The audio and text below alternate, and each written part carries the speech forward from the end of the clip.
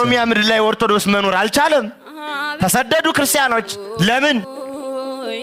ዜጋ አይደሉም። ማመን አይችሉም። በፈለጉት ማምለክ አይችሉም። የነፍጠኛ ታቦት ይውጣልን። ማን እንዴ ጎበዝስ? ይቺ ቤተክርስቲያን በደሏ ምንድነው? እኛ ክርስቲያኖች ራሱ ምንድነው የበደልነው? ምንድነው የበደልነው? ዝም ማለት፣ መረጋጋት፣ እንዳበሩት አለማበድ፣ ሀገሬ ሕይወቴ ማለት፣ ታሪኬ ማለት ወንጀል ነው። ይሉናል፣ ዝም አለ። ያቃጥሉናል፣ ዝም አለ። ይፈጁናል፣ ዝም አለ። ያፈናቅሉናል፣ ዝም አለ። ዝም አለ። በጅምላ ቤተክርስቲያን ያቃጥላል፣ ዝም አለ።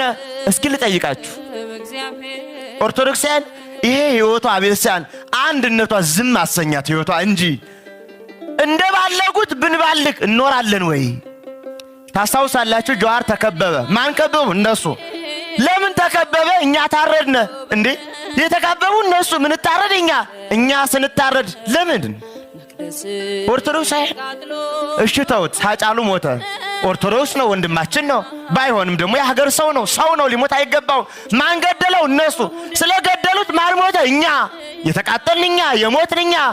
እንዴ አልበዛም? በደሉ አልበዛም ወይ? ቀንበሩ ከበደን።